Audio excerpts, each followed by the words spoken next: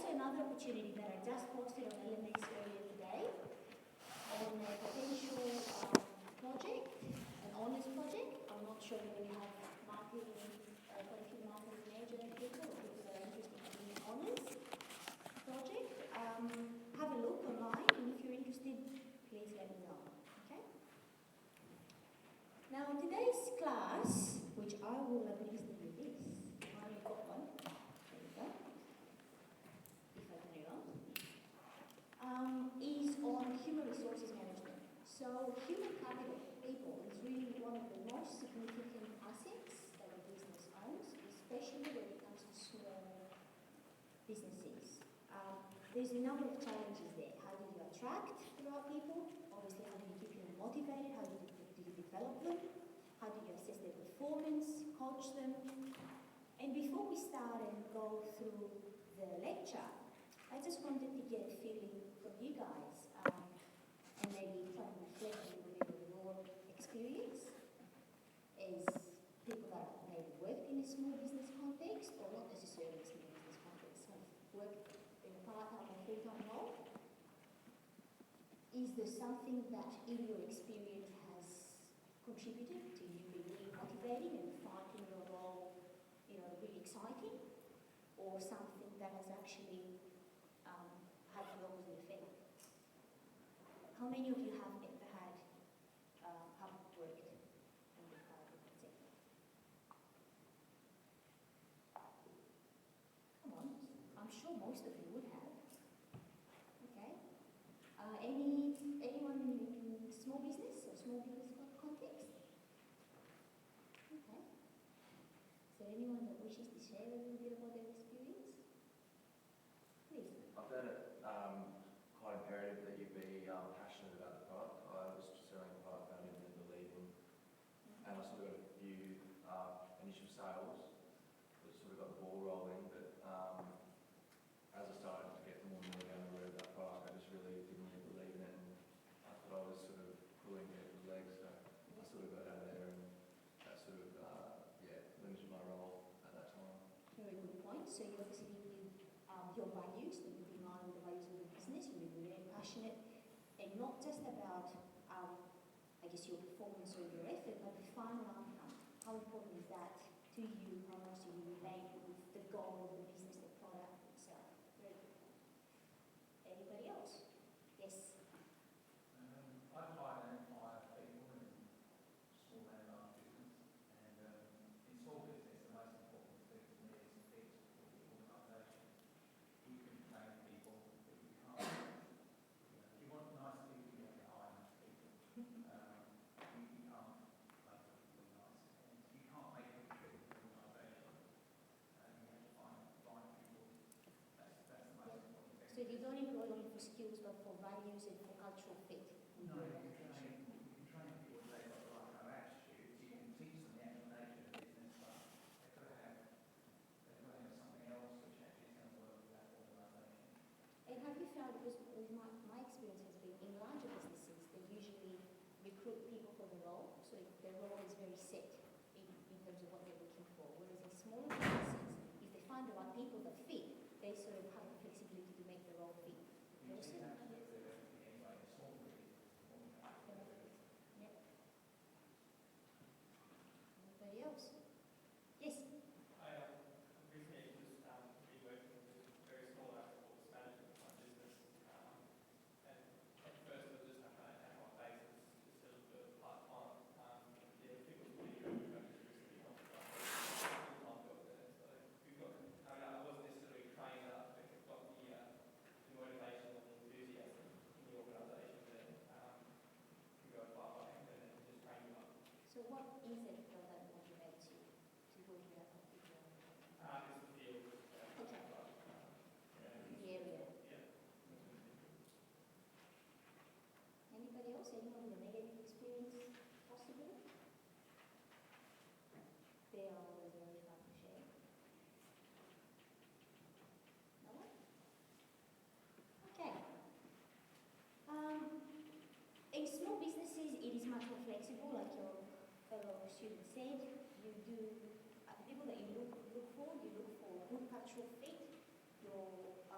HR processes are usually much more informal than they are in large organizations, and then when you sort of hit the mark of, there's like 100 staff there, but really anything over 50 staff, it starts to become a bit more formal, and over 100 staff, you are looking at organizations that have a separate person running that function, that HR management function.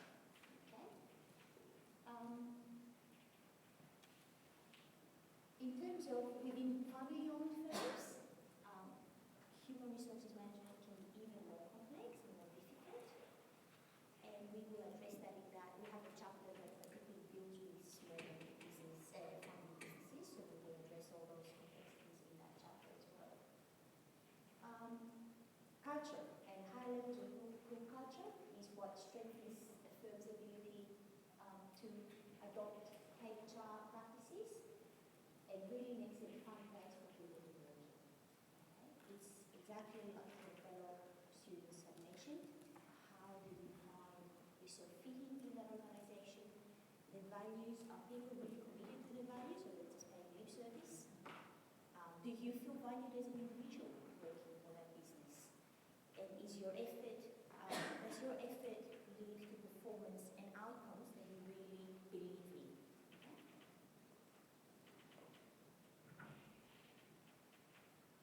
As I said before, small firms are less likely to use HR for strategic edge. Okay, so we hear about large companies that try to be the employer of choice in their discipline. With small businesses, that's obviously much more challenging. So although they won't use strategic HR for strategic edge, they do use other aspects of that to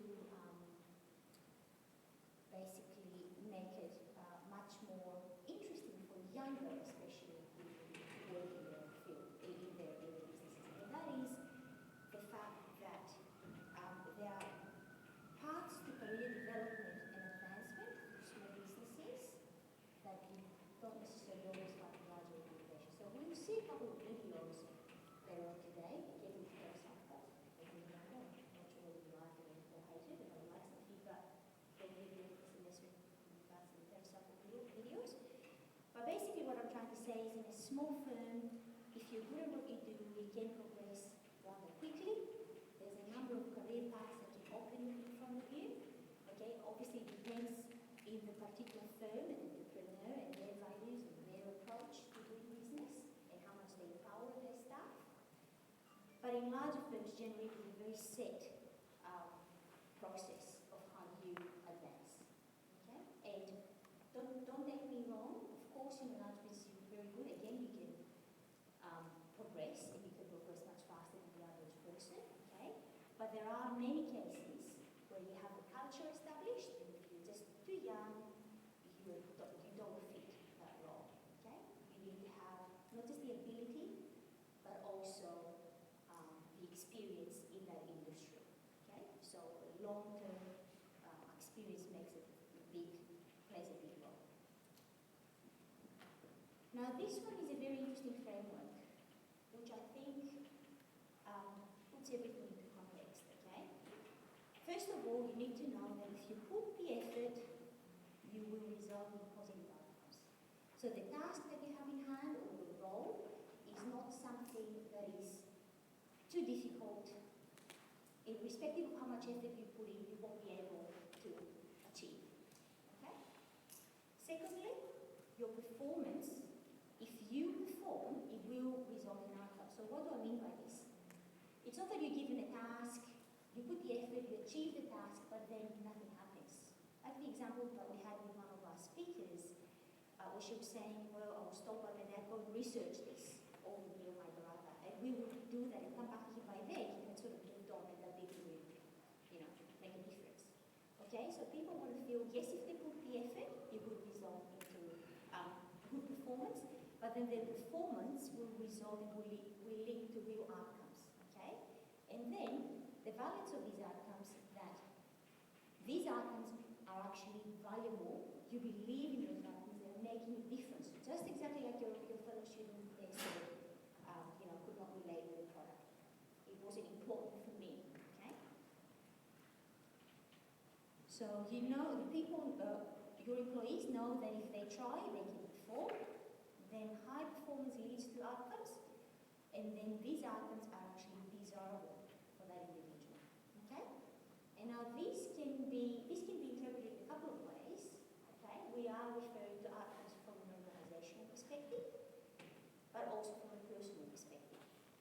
Okay? So in strategic HR, an organization really aims to develop a person towards their own goals as well as the organizational goals, and what is the fit between the two. Okay? So that's a very classic theory, the two-factor theory of integration, that says within that, motivating factors for the individual, there's two clear set categories. Okay? There is items that motivate you intrinsically, internally. Okay? They're your own task, how interesting it is for you, why do you feel motivated to perform that particular task. Okay? So this is still variety. Task identity, significance, your level of autonomy is a key one for individuals, and yet again in small businesses that's generally higher, the level of autonomy within your job description. And then there's external factors, what we call the hygiene factors. So your salary, obviously, the wage, different work conditions, job security is a key one, and in some countries that's why people, and even in Australia, sometimes they opt for the government sector instead of the private sector, for example. Okay? And obviously it can be different perks, large car, office, with a view, etc. So there is obviously a combination of these things that motivates each person, and it's different. Okay? Certain things speak to different people, different things speak to different people. So when you are the person in charge of HR or being involved in that process, you need to develop the conditions that fit individuals to achieve that high motivation. So you need to know your employees, what they're looking for in the job to make it attractive for them. Okay? If that makes sense. There is a little video that I want to run that has a number of examples of different people that work within TerraCycle. So what I wanted you to do is take notes, and then we'll come back to this slide, and we'll try and identify some of these parameters and motivators for each individual shown in the video. Okay? Let's have a look.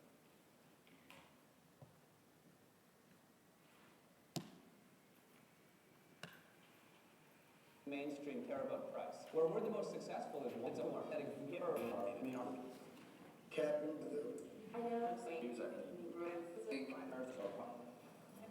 but actually doing it instead of just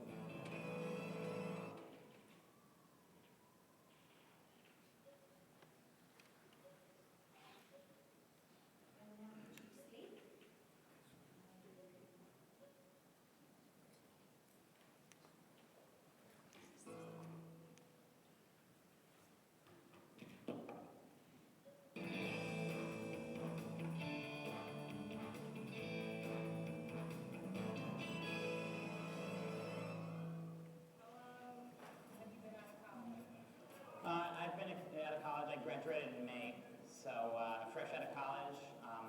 Had a bit of a temp job before this I'd been doing for about 4 months, and I heard about the job opportunity with PR and came down for the interview, and it worked out, so I'm really happy to be here. My name is Chris Lynn, and I am the director of the Drink Pouch Brigade, and this is my 6th day. In my last job, I think I had 4 supervisors for a pretty menial job, and now I'm the director of an entire program. In 3 days, I got 3 newspapers printing articles about us. I'm in the Star Ledger with the ticket they got there in the arts and entertainment section. I mean, that feedback is just unreal compared to being hung up on by 90 cardiologists a day, so yeah.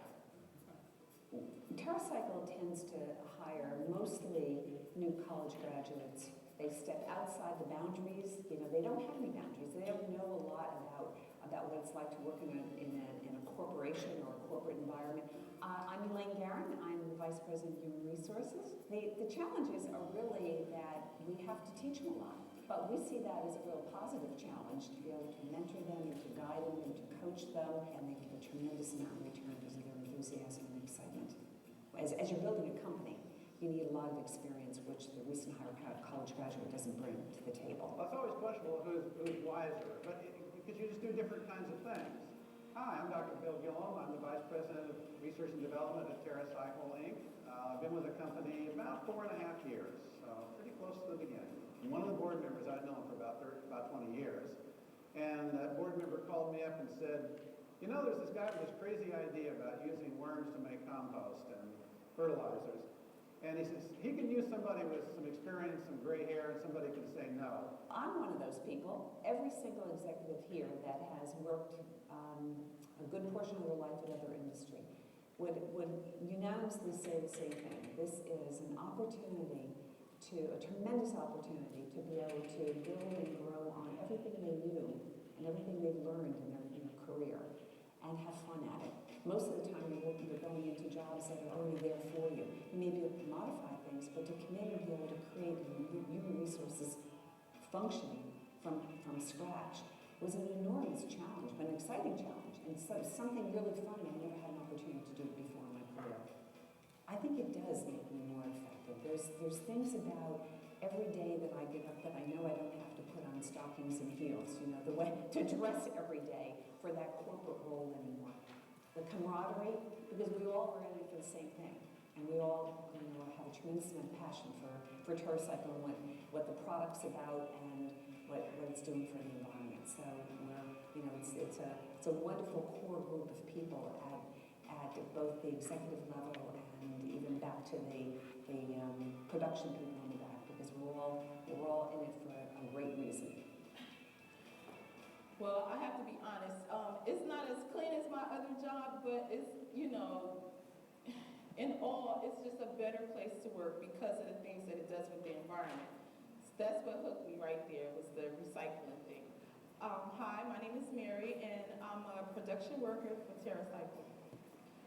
What else can I say about this place? It's a friendly environment to work in. Everybody is so creative. It's just a good place to work. Do they run any schools here? They're like working with different schools or like building stuff. Do you kind of bring home with you? Actually, not with the tools. I learned some people skills working here, and being that this environment is mostly male dominant, I had to learn how to work around all these guys. You know, and it's not easy to work in a warehouse full of guys where you might only have maybe 1 or 2 females. So you really have to be able to handle yourself. Yeah, I'm gonna teach you something. Keep listening. Thank you. See what I mean? So I've learned how to, you know, just work with my coworkers, basically. A lot of things are just natural. You know, you got a bottle and a machine, you put this stuff through, and it's, you know, that's nothing. It's like, it's natural. But to work with these guys, that's the difficult part at times. And every day, you have to make sure you're putting out a quality product, because if the product does not sell, it's your fault. Because we're the ones, we make everything in here. You know, we make everything. So whatever we do, it's gonna go, it's from us to the consumer. So, you know, you just have to do it right. And, you know, I appreciate that. That's saying something about me. Every day my standard is the same. Every day my standard is the same. And that's to do my best every day, you know, and I don't change. Sometimes, you know, maybe I don't feel like doing it, but I know that I have to put out the best product, because someone's gonna come and look at this. And if they won't buy it, then that means, you know, our company is gonna go under. You know, I feel like this is my company too, and it's exciting. Every day I come to work, I look forward to what they're gonna do next. You know, it's creative and, you know, fun. I love it. I come here every day happy and ready to work. You know, I barely miss a day. Other than that, I don't know why they hired me. Maybe they just like me. When you're talking about hiring production people, it's mostly what we're looking at is people who are committed to coming to work every day, that work very hard while they're here and they don't slack off. It's a very different kind of work ethic that we're looking for than when we hire a college graduate. One of the things that we do when we're screening candidates for jobs is to make sure that we get the best fit. We have multiple people interview them. So we may have, Tom may do a lot of interviewing, the actual functional manager will do an interview, and I'll do an interview. You can kind of tell if there's a lot of, how much truth there is to the person through the interview. So it's not just the resume, then it becomes the person. And you also know sometimes intuitively if it's a good fit. We are a second chance employer. That meaning that the people that walk through our doors some of them come with records, not all. Hi, my name is Milton J. Oppenheimer. I'm the Assistant Production Manager for TerraCycle. I myself am a convicted felon. So it's like been there, done that, got the raggedy t-shirt, and I can communicate in the lines that everybody understands. You can't talk to someone that's coming in for a job from an urban area like Trenton is and start throwing around 3-syllable words or talking above them or at them. We have to communicate.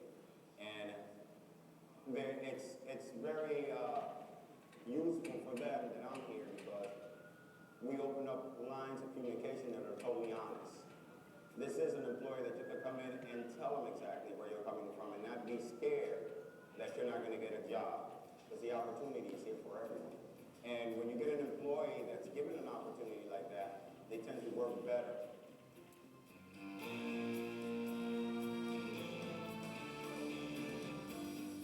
As a small organization, we are going to have turnover. And especially with new college graduates, it's going to be more and more difficult to keep them for a long period of time. The production workers and factory workers are looking for the next pay increase. It's to their advantage to really do what we need to do to stay here. There are other kinds of challenges, and the challenges have to do with absence control. They tend to be absent more. We have had some problems with alcohol and drugs, but thank goodness not very much, but we're in an area where that tends to be a big problem. Sometimes with the more mature worker, there's other kinds of challenges, and some of those challenges relate to how quick work needs to get done, the demand on the hours that may need to get done. It's the stepping up to whatever you need to do and how quickly we need it done. The other challenge is sometimes working for the young CEO. We're so small, it's very hard to give too much as far as building on for retaining. It's about the quality of the work itself. It's got to be about the passion and what we give to people, the work, and how they feel about being here. It's going to really keep them.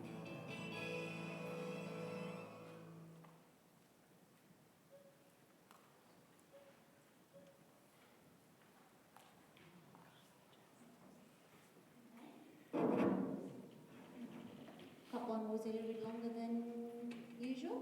Hope everybody's still awake. Okay, let's have a look. The first guy, the college graduate Chris Lim. What is it that attracted him to this job?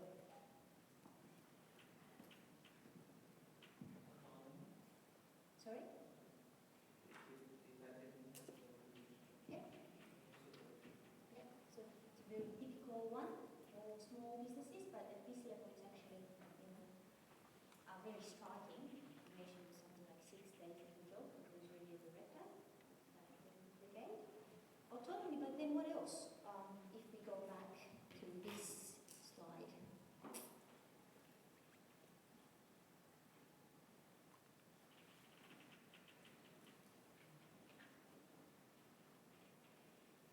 What did he mention? What did he actually achieve very quickly?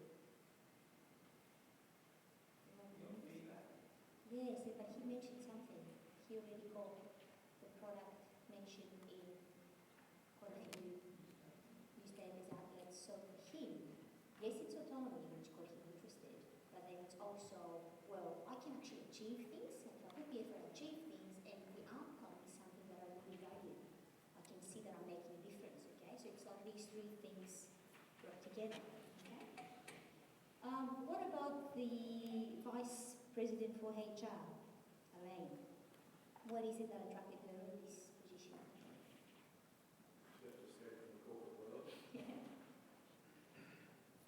So which kind of area would that fall in?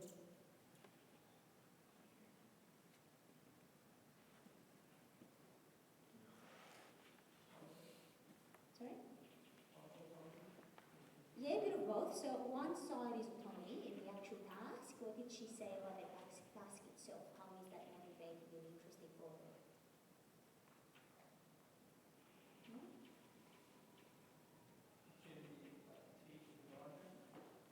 Yes, but she also mentioned like this is a real opportunity to create something from scratch, the whole HR function to basically redevelop or recreate the whole thing. She mentioned this is an opportunity to build and grow on everything you knew from the corporate world, you know, coming as an experienced employee from elsewhere. So it is actually part of that, how interesting she finds skill variety and the actual task identity and how she believes this builds on her own personal abilities. And then, like your fellow student said, she's escaping the corporate world. She mentioned something about even the dress code. So simple things like that that we, it might sound simple to you and me, on a daily basis, they make a huge impact to people's lifestyles and the decisions they make. Okay, not having to dress up every day. What else? What did she mention at the end of the presentation? Referring to others and how you can actually repay people in a small business. But I think it actually applies to herself as well. Anyone? Yes. But she said basically in a small business context, it's really difficult, and for them especially, it's quite difficult to repay people. They have a big turnover. But you can't really offer them, the perks and the high salaries. But what is it that she really keeps people? Yes, but and also the actual work quality, believing in what they do. That's what the fellow student they were saying. I didn't believe in the product. So it keeps coming again and again. And as we speak, with Mary, the production worker, what are the elements that really motivate her in her job? Yes. Yeah, she identifies herself with the product and with the quality of the product, and therefore she likes to come to the production plant every day in order to do the best. And that's actually a very big achievement for the company, to manage to get the employees to think that way. Huge challenge there. Some of the statements that I noted down, she says, it's straight from us to the consumer. If the product doesn't sell, it's your fault. So, going back to this, which area are we referring to?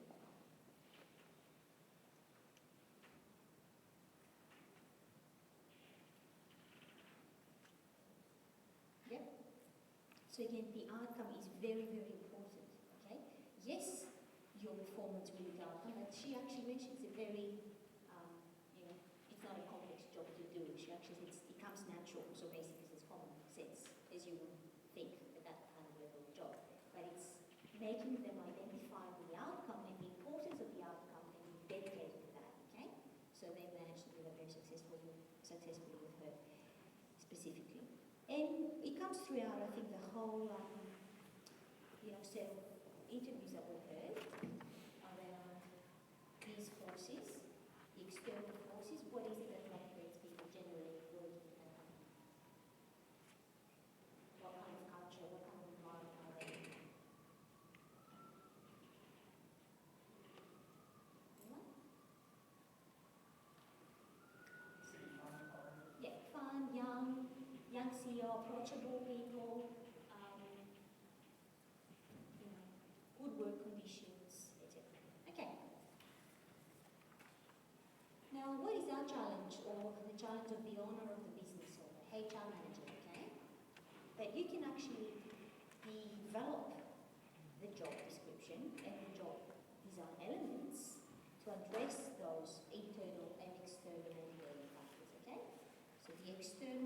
external motivating factors can influence or be influenced by simple things. Is even your actual job title. Has anyone come across that? Yeah? People just want to be called executive assistants and not just, PAs. But it does make a difference. Let the person choose the title, okay? Offer them that to them. This is the title what we're thinking, what is your input, okay? The purpose and description of the work, obviously the duties and responsibilities, and how are they supposed to be reporting and interacting with their superiors, okay? All these things feed back to how motivating it would make it for people, how interesting and how, basically, how effective your ability to motivate your employees.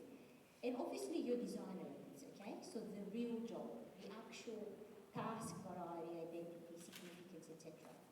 So what I have a little bit of experience as well in that area, working in an engineering firm, and in quality management, and also making sure people are working within, the roles and moving them around. So what commonly happens in small businesses, you can see if someone is really good at that particular skill or at that particular, let's say, task, and you can give them opportunity to try other things, okay, which you don't do as easily in large organizations.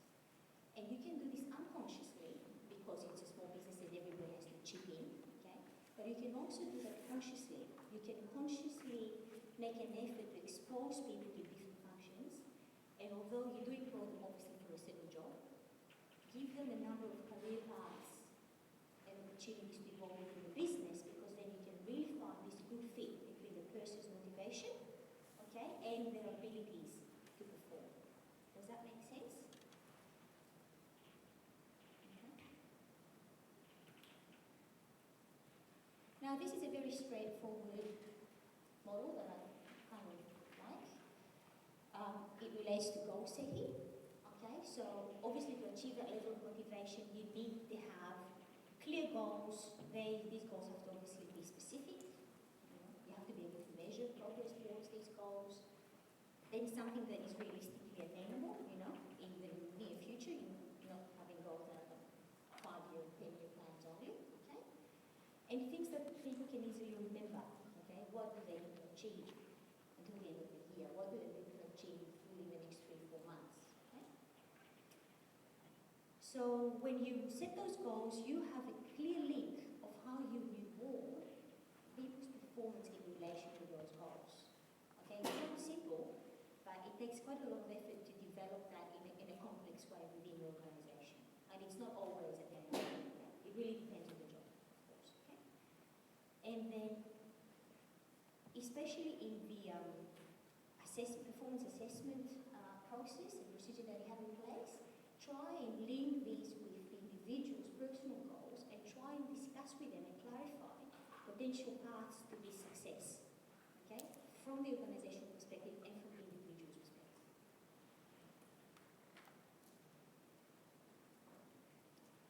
Within this whole process of developing and maintaining your staff, delegation, the ability to delegate plays a key role, okay? And we discuss this in relation to which other function earlier.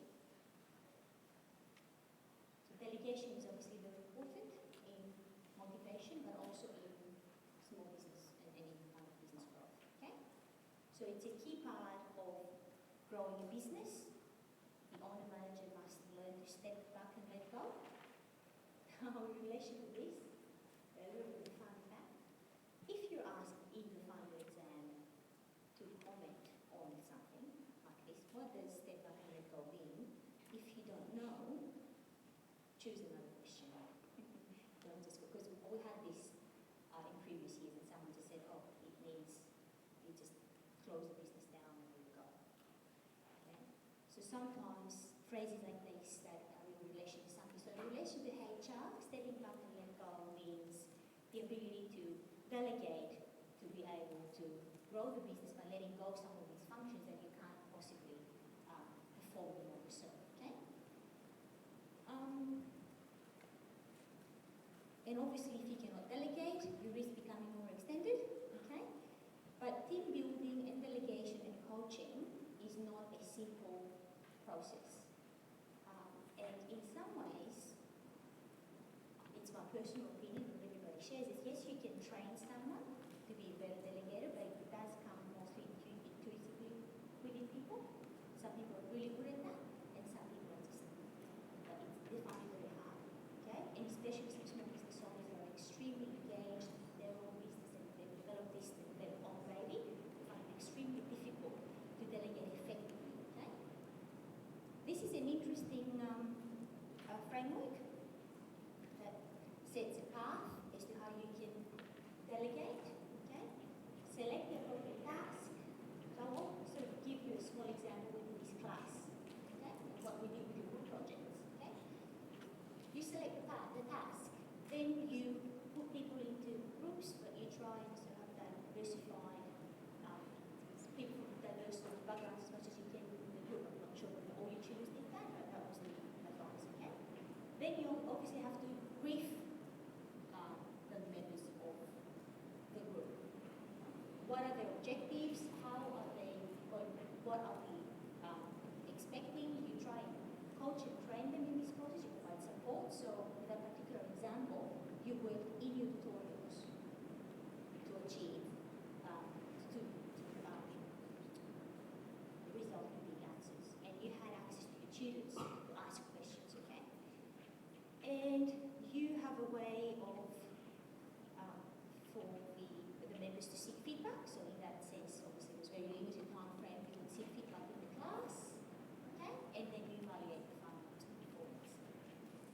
So again, I wanted to maybe see if we can reflect in this process.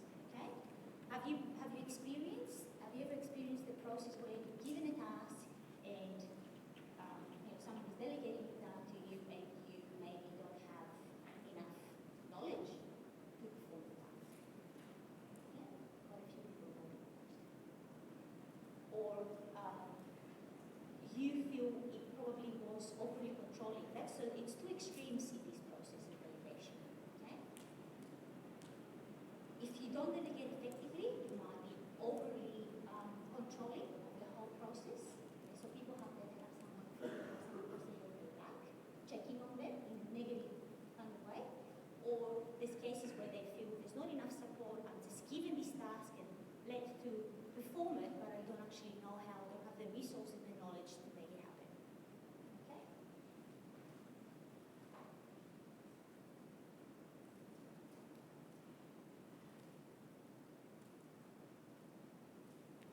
So coaching, I kind of like this slide and this little illustration with a young child, because if you think about it, we are coaching as parents, okay? We perform this task within businesses, but even within a whole educational system, okay? And if an effective educational system will actually aim to do exactly that, to teach people how to learn rather than teach them the individual task and outcome. Okay? So, in a business context, if you ever had this experience of working for someone that is a really good coach, what you experience is that people are so motivated and so enthusiastic to work for that individual person, it becomes almost like a personal goal to not let that person down. Okay? You really want to, because you feel you're getting the support. It's a very positive process. You feel that person is helping you learn and grow yourself, and you actually feel committed to not letting that person down. Okay? This is what we're aspiring to.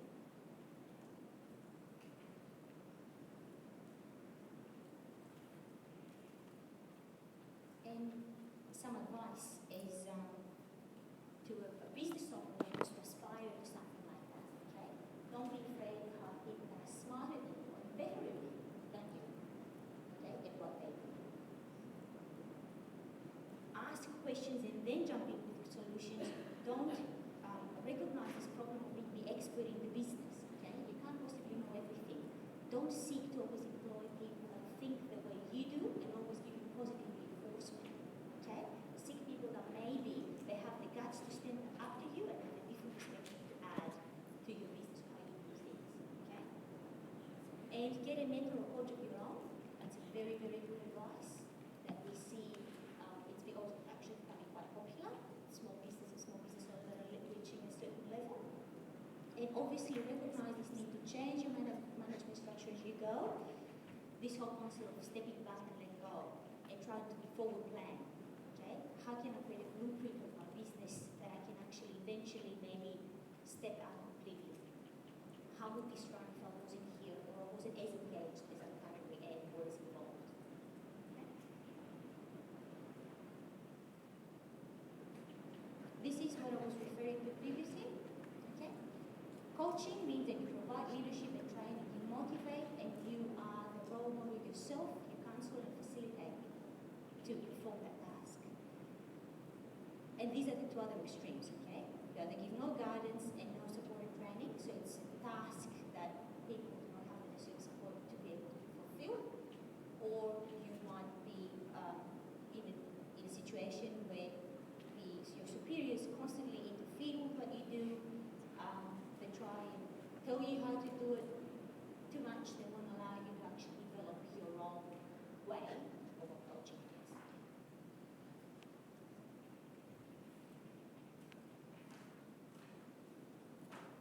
Okay, business values and the importance of business values in guiding decisions. I'm thinking I'm going to have a break because I want to finish this and then do a small case or just a one-pager and then you go a bit earlier, okay? Business values and how important is that? We are actually going to have a speaker addressing you soon who has set up her own business. She's a 40 under 40 award winner, and this is really what she talks about, the importance in being true to your values as an entrepreneur. Understanding what is it really, what are your values, okay, and how do you attract people that fit that value set. And I'll just give you, let's have a discussion on, let's say, a question, something that I encountered in my former business life, okay? Say you work in a family business and you really believe in family and the importance of family and how family members and people that you have formal relationships with are good employees and they're putting their own effort because they care for you, they care for the business. And then someone applies for a position and you have two different candidates. One is a family member, the other one is not. Does that impact on your decision-making process? Is it professional for that to impact on your decision-making process and the final decision or not?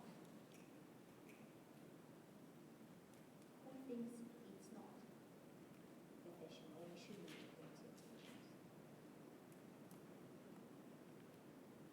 Who thinks it's fine? Everybody else sits in between. You have no opinion whatsoever. I don't think professional for the other person come together.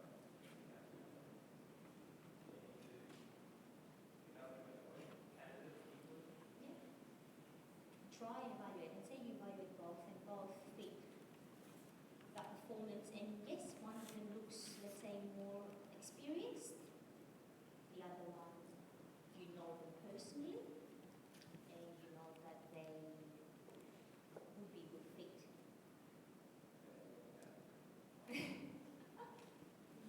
What about the opposite? Okay, let's say you have someone who's been working in your business and it's not performing as they should.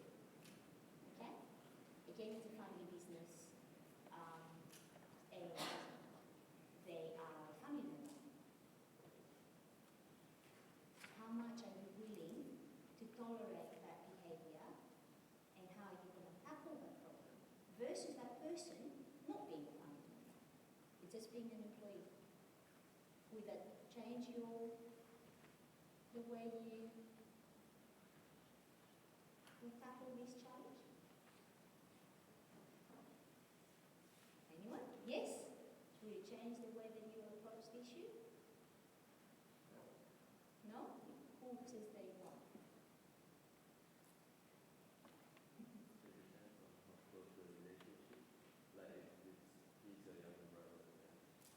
I can guarantee you that it will. Okay, so this is just a small example. What I'm trying to say is if you're true to your values and what you believe, does make a huge difference as to how you approach people in your business, how do you tolerate failure, how do you, how much opportunity do you give, how do you change the positions, how do you even reach decision about sacking someone, okay? It does vary tremendously within different businesses, and when it comes to your personal values, it's always as well like a judgment call of what do you feel is more professional as an individual. So it's like a clash between your values, your professionalism as an individual, and also the values of the business that you're in. Okay? So it can be a challenge, but if you are really true as an organization in your values and you adhere to them, it in some way it actually makes it easier to attract people that will fit in the business, and it will generally can work better. So there is a video, but I'm not going to show you the video because I want to do the case. Yeah. Okay, so holistic ethical management. Try and hire the right people, set standards more than rules, okay? And as an owner, don't become isolated, so you can actually get real feedback and set an example for others to follow. Oh, let's have a chat about this one, last one, before we do the case, okay? Who has sat an interview from you? Yeah, maybe you have administered a few. Okay, so they obviously ask you about your skills, okay? Your experience, your performance in your previous job. No? They didn't? That's interesting. What did they ask you? Sorry? Why do you want the job? Okay, well that's another typical one. It's in the blue category that you ask them, why do you actually want this job? Why is that important? I can understand the motivation, whether it's money, whether it's satisfaction, quite often with performance, service and money as well. So I guess as part of the recruitment process, one is you want to assess the person's skills, technical experience, ability to perform the tasks that you want them to perform. You have a list of, let's say, the minimal criteria that you're looking for, which you should not be ignoring, okay? But then in parallel with that, it's very important to assess whether there will be a good fit with your organization from the values and cultural perspective, based on what we were talking about before. Would you agree? Yeah. And the way that they think about the job, what motivates them, why they're interested in performing that particular job is very important. It's also important to hear, in my view, why did they actually leave the previous job? Or how many jobs have they actually left from, which you can quickly scan in someone's CV, okay? You don't want to employ someone who's been changing jobs every 6 months for the last 3 years. Okay? What happens, say, you have someone that's coming from a competitor of yours? Why have you left this job? All because XYZ company was horrible, the owner did this, he was terrible, blah, blah, blah, blah, blah. Would you employ that person?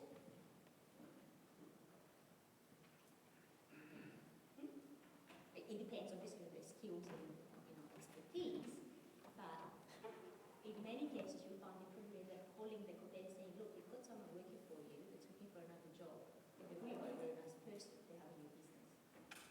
You know, the competitor does not necessarily mean a huge enemy, okay? Especially in a small city like Perth. Okay? So I guess a little bit of advice, something that I think it's common sense, but especially the new generation people, I don't know, they don't seem to always grasp that. When you leave a working environment, don't just dump everything and go. Okay? It always follows you. You want to have good relationships. What's the point of working somewhere unless you, or because in anything you do in life, at the end of the day, what are you left with? This relationship with people that you build over time. Okay? So when you leave a place of employment, leave in a positive note. There's no, unless there's something that happened, but if you just wish to move on, you can always do this in a positive way. In most of the cases you can. You don't have to, create this huge rift. And so you can actually have good references for your next job, okay?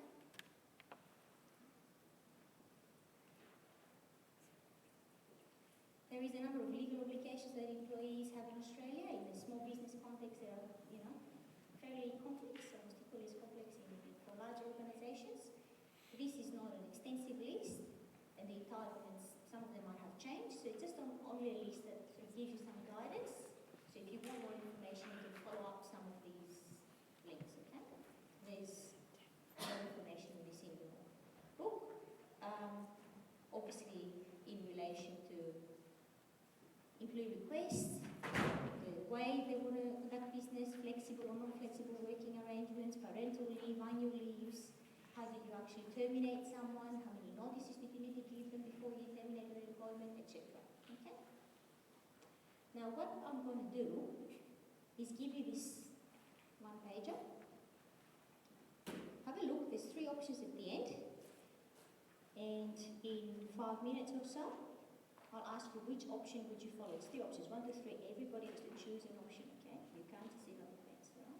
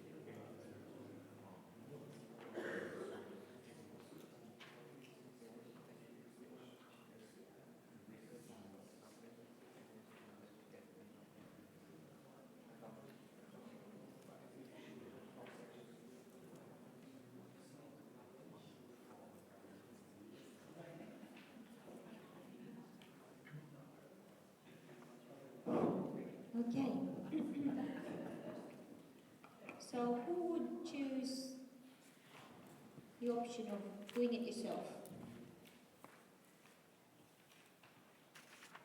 2 people. Minority. Okay.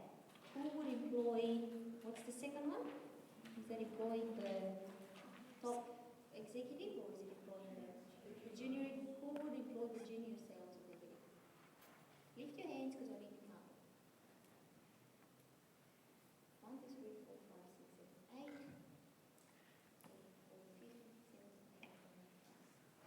324. Okay. Who would employ the experienced sales executive?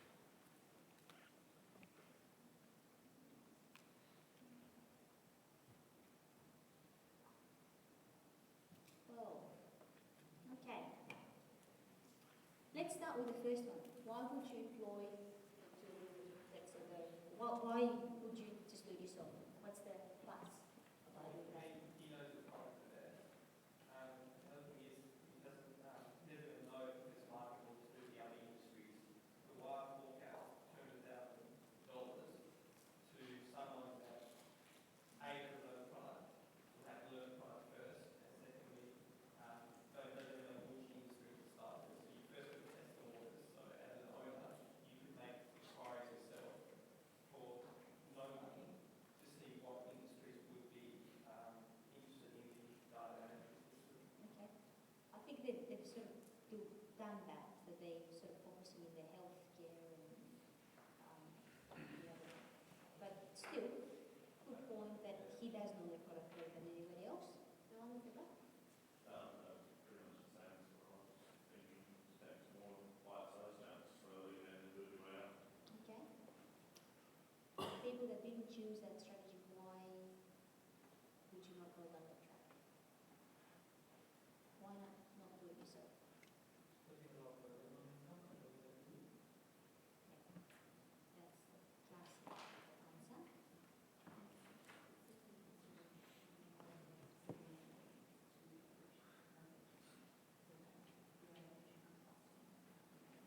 That's right. So it would cost, it would attract the cost and an opportunity cost, I guess, because if you do this yourself, you're using the time. And also what we've learned is you need to make sure you're looking after your existing clients, because especially in this case, they're repeat clients. So you need to be evolving your product to keep on top of what you're doing. Having said that though, I do see where your fellow students are coming from, like in any industry. This is not the case here, but in any industry, an owner of a new product, a new business would not just go and employ someone to sell the product without them trying to do that first, right? But there's this difference here because he's actually has done that in that industry. He's very successful, and he's looking for someone to evolve it in different industries. So it does make sense. Surely he can inquire himself though. Yeah.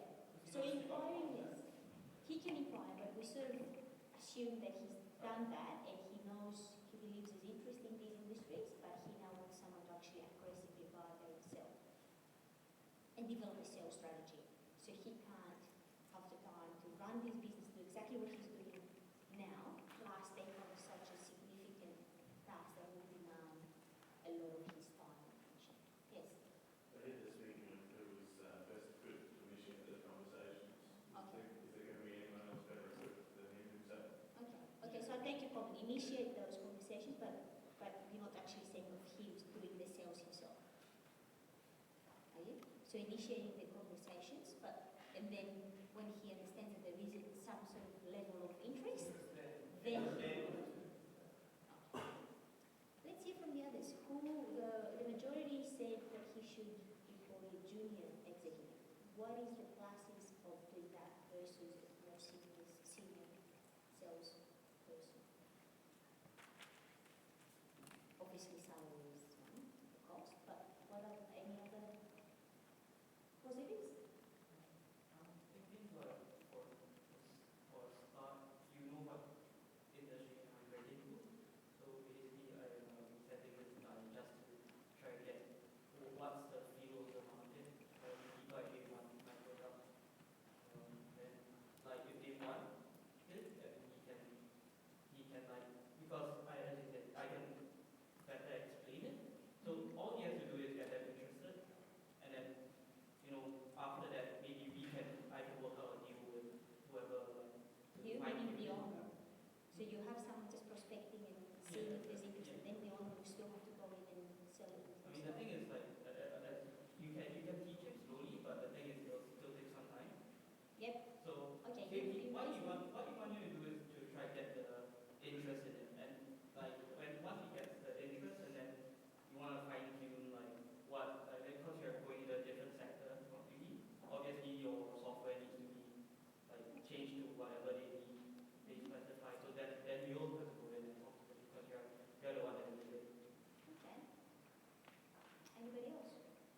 Why would you buy it?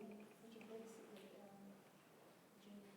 Yeah, well, there's no guarantee on time like that, so if you look for that sort of person, you may find somebody who's young, hungry, passionate, who can learn about the actual software, what it's capable of, and they're going to be, as I say, hungry, want to get out there. You might not like them, That's right. but that's what you should be aiming for, right? And obviously it's the cost benefit, and you can make the package really attractive with commission side of things.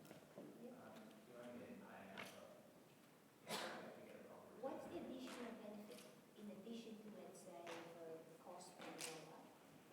What's the benefit that you have by employing a junior person? Or let me just reverse it. What would be one of the downsides of employing a senior sales person that comes with a lot of experience, but what else do they possibly come with?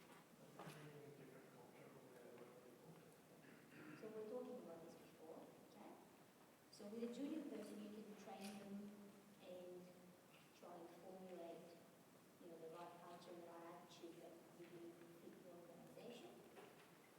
I think also, if you were to pay 150 to 200,000, given how much their current revenue is and what therefore their 40 current employees must be earning, it's quite the motivating to the rest of the workforce. That's a good point, yes. But what is the big plus? Okay. What is the big plus of employing someone that has significant track record in an industry and personal relationships? And time. Okay. So you have a higher risk because you obviously commit to a higher salary, but you might be potentially turning over more much faster. Okay. So like in any case that we are faced with, there's no clear-cut answer that's right or wrong. It's all about identifying the options and the pluses and minuses attached to each one. Now, let's see what actually happened in this case. Okay? He chose the last option and hired Peter Hacker, a senior salesman with nearly 20 years of experience selling technology, to lead the product introduction. His decision was risky, forced him to seek some control of the trajectory of his business. Okay, so we did not mention that. Control, obviously. The more senior person, generally the less control you have over the way. So it's similar with what we said with culture, but also control because he actually offered him some ownership as well. How did he compensate for that? He included him in all executive team meetings so they could work together to determine how to approach new markets. And that's quoting from him. How did he let go of the baby? It would have been really hard for me 7 years ago, but I'm a more experienced manager now. So it relates to what we're discussing today about learning to let go and being confident that you can manage a situation like that effectively. So he obviously recognized the limitations, was able to let go and resist this micromanagement trap, and believed that he had employed someone with enough credibility to command attention from senior executives and has knowledge in this industry. Because that's another key point. A junior salesperson, it would be actually much harder for them to get through to the top executives of these big companies. Okay? It was the most costly option. They viewed it as a necessary strategic investment. This is what they said. They will spend about $1.5 million, plus including the salary commission, okay, in this venture. So they will go in the red, okay. And they also promised him 1 to 2% of the company's total value, providing growth goals for him. Okay, this is actually what they did. Now, I have a couple of quotes from other people, which you see they may or not necessarily agree with that strategy. So this guy says, he was smart enough to realize he needed a domain expert. It's exactly what he should be doing, as long as he doesn't forget that he ultimately needs to be the judge of how this guy is doing in that other market. So he still needs to be able to maintain some level of control. Okay? Young entrepreneurs fell in love with sales guys because they have really they're confused, I got a meeting with, I got an order, blah, blah, blah. Okay? This person says, I want to hire the junior salesperson who could give you a customer feedback at the lowest possible rate. It's a longer cycle to generate sales, but you can train, direct, and inform. An experienced salesperson almost never brings an entire book of business, but he always comes